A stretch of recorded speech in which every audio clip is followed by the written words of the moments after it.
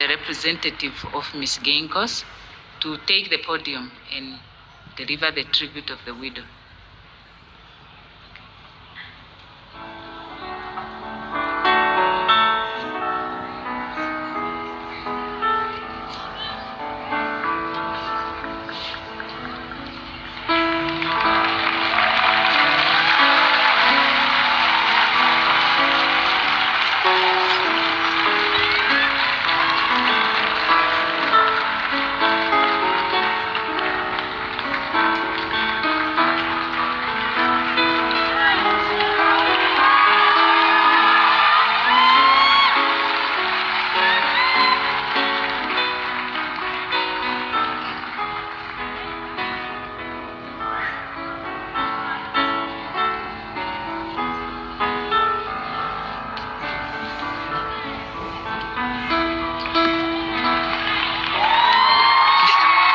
Thank you.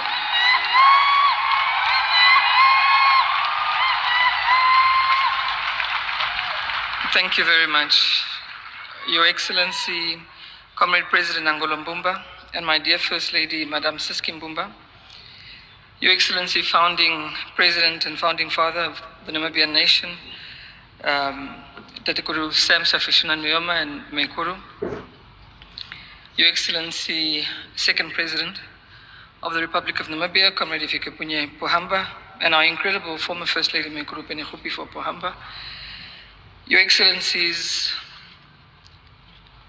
heads of state and government present, and First Ladies who are present as well, please allow me to stand on the protocol established. I'm a very proud Namibian today. I'm proud because, thank you.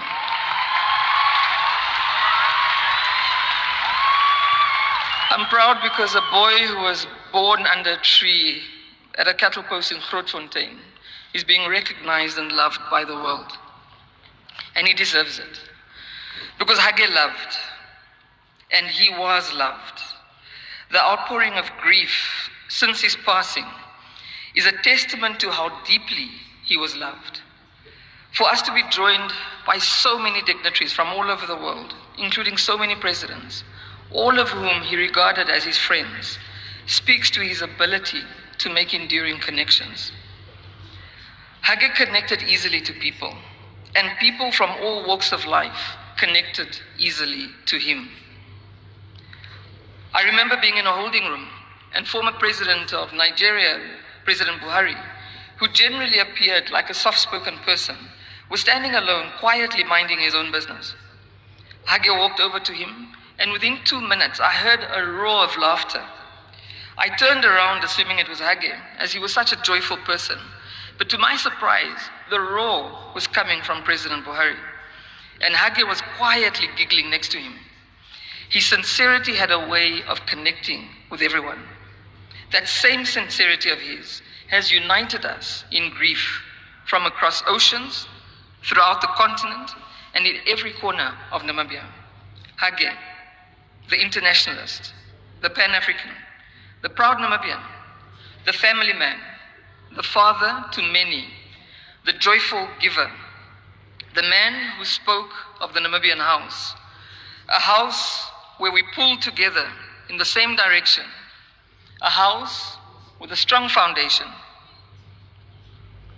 In mourning Hage, Namibia became everything he wanted us to be: united, law-abiding, and pulling in the same direction. In his death, Hage truly came alive. As he transitioned out of the limits set by his earthly body, we also transcended the political, racial, and ethnic boundaries we sometimes impose on ourselves. Hage was dedicated to building an inclusive, united Namibia that lived up to its potential. He wanted the country's integration of cultures and the lack of tribalism he was raised in. He wanted to see the same integration and unity in his blended family.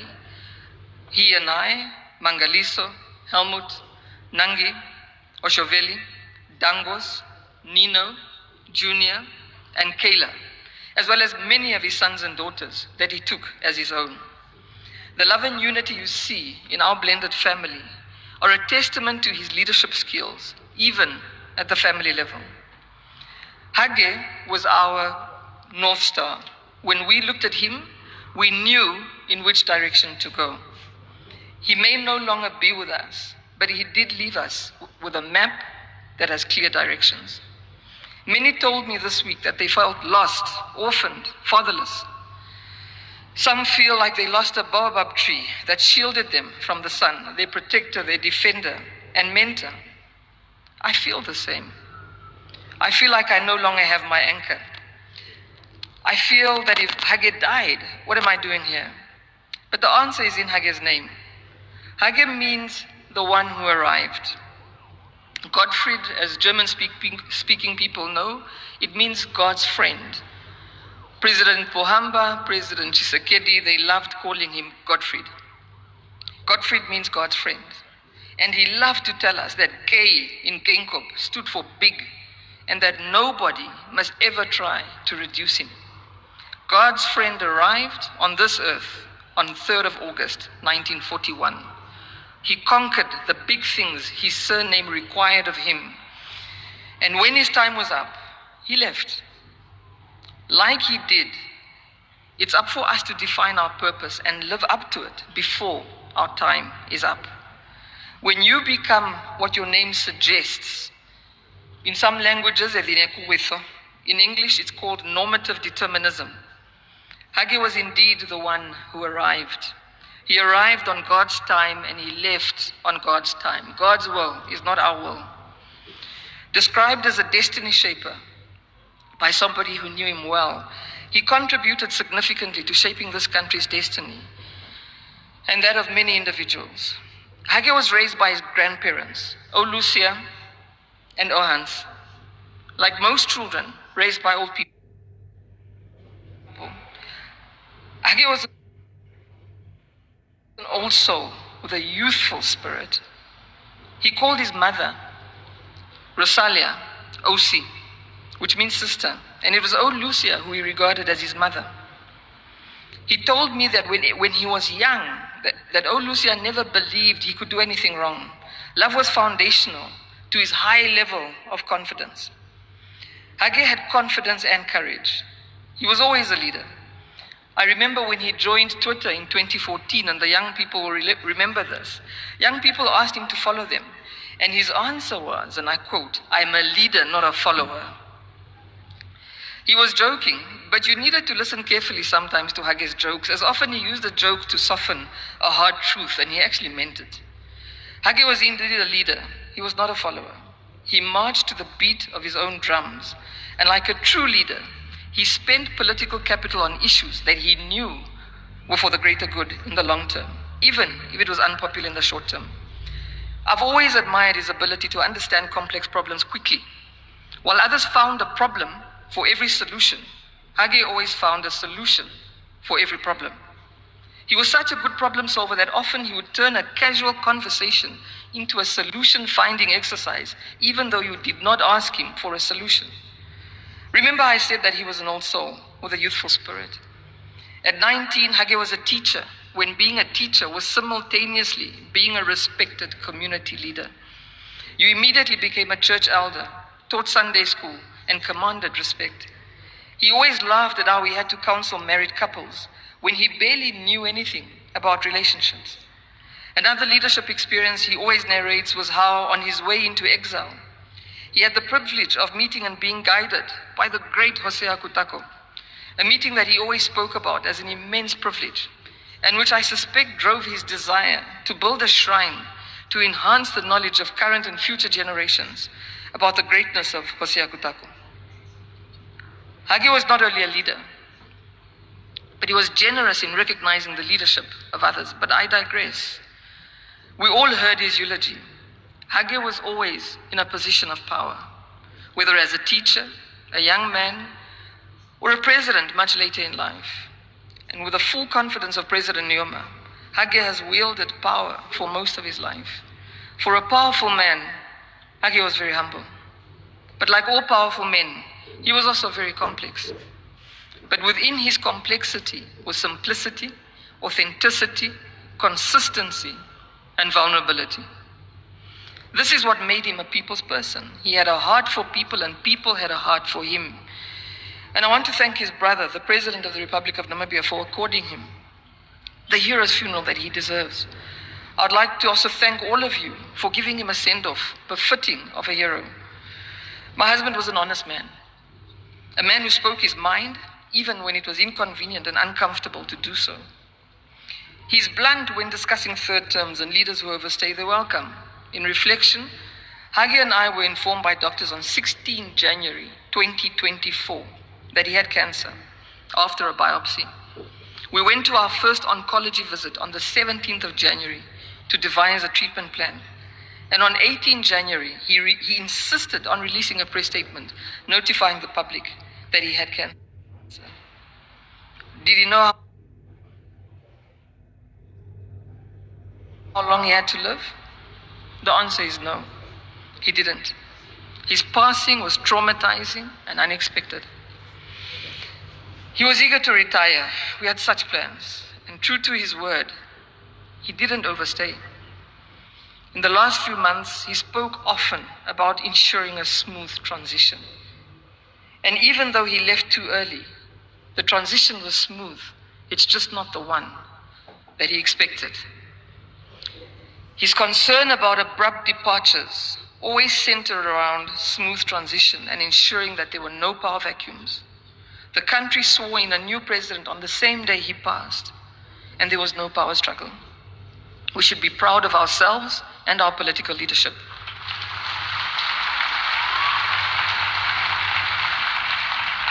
And that's both from the governing party and our opposition.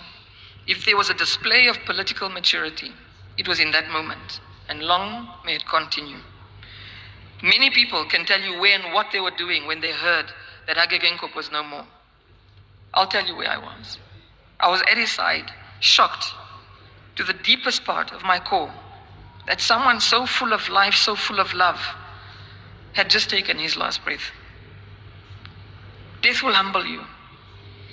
We are not called by our Maker when it's convenient for us or those who love us. We are called when the Lord so decides. It's been raining since Hage passed away. Yesterday, when his coffin was outside Casa Rosalia, which is our private residence, the sun appeared briefly from behind the clouds and shone straight on his coffin. When I walked back into Casa Rosalia and sat down, the clouds had returned and there was a rainbow. These things do not happen by coincidence. That's the Lord telling us we lost a great man.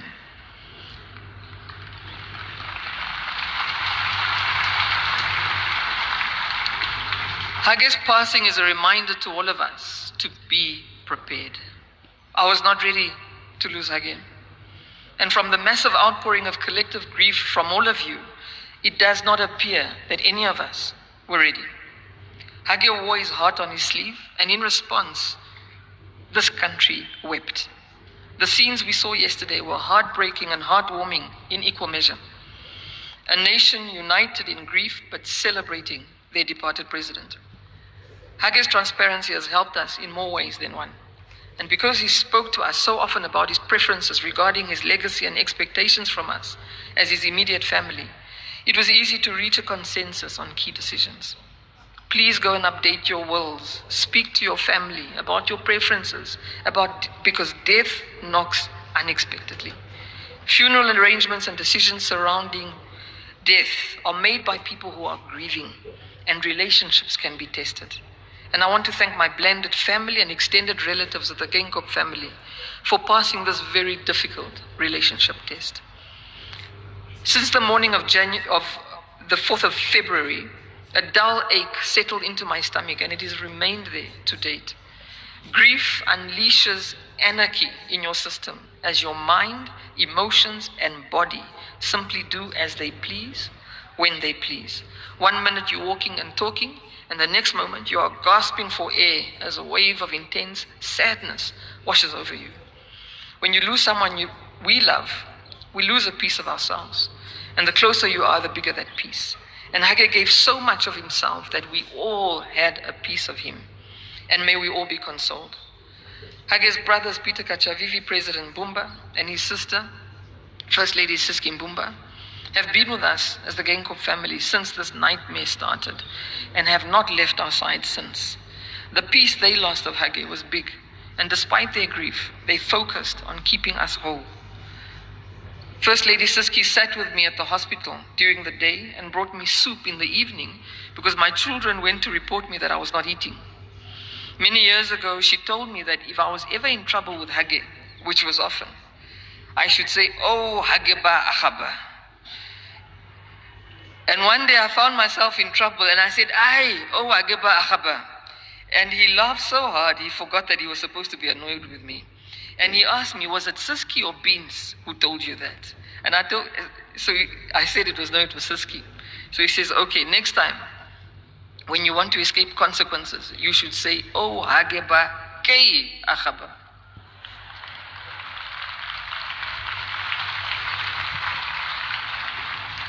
The Vice President, Her Excellency Netumbo Nandi-Ndaitwah, has also saved me. When I got back from the morgue that morning, I walked into the house for the first time as a widow, and the abbess immediately tried to swallow me. She lifted me from the floor where I had fallen and spoke to me in a stern, reassuring, and compassionate voice. She prevented me from sinking deeper into the darkness that constantly lurks, and we must be grateful for the leadership that we have in this country. There was an old man on TV. I think he was from Kunene. He was crying. He said he needed to travel to Windhoek to bury his president. And as I watched, I cried with him. What can I say to all of you, Namibians and non-Namibians all over the world who've mourned Hage like he's yours? In many ways he was. Hage never wanted to be owned. He belonged to all of us. He accepted that, and as a family, we accepted that too. I'm not the same person I was before this nightmare started. I'm not even sure who I am without Hage's constant love. All I know is that I see many things very differently now, and we all should. We came to a near emotional standstill, and perhaps this is the time to press a reset button on how we relate to each other as individuals, families, and citizens. Death brought us together, no matter what our differences were before it, and it's love, our shared love for this country, that will keep us together. And there's a duality to love and grief. Love is replaced by grief, and grief is replaced by love.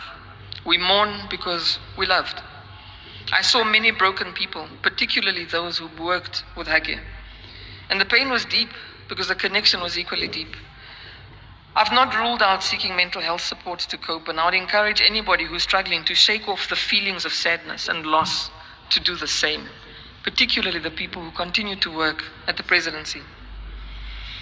Hage's ordeal put me in the front row of the devastating impact of cancer. It also required that I spend a lot of time with many incredible Namibian doctors in the last few weeks.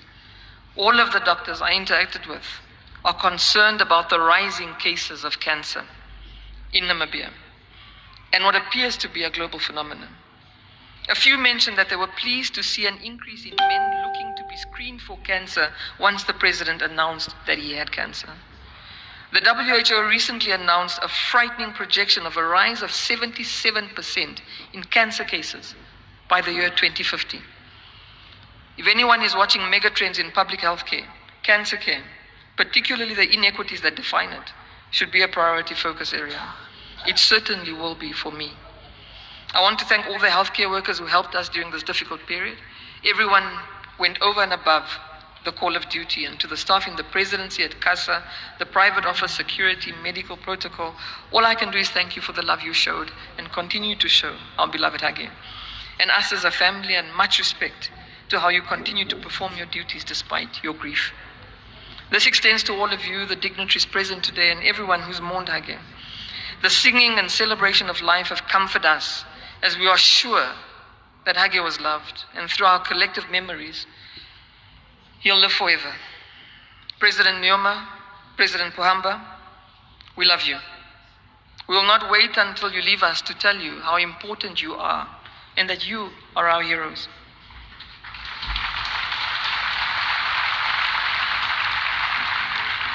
Hage was because you were. Even though Hage has left us, the legacy continues. O Hageba, Ke Achaba.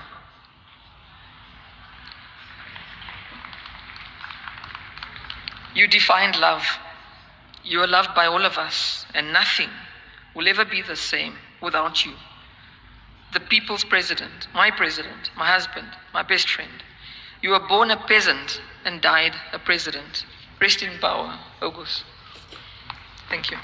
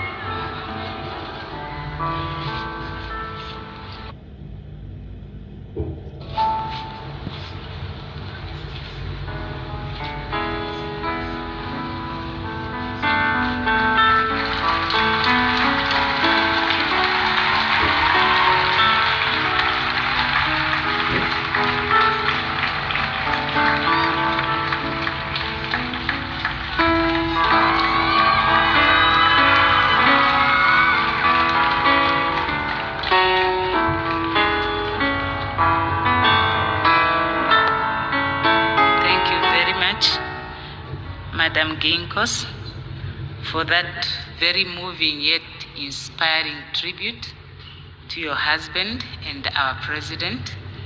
We are indeed inspired and comforted by the fact that in spite of the pain and sorrow, you remain strong. May you be comforted and be strengthened by the Almighty, together with your family. Now I continue with the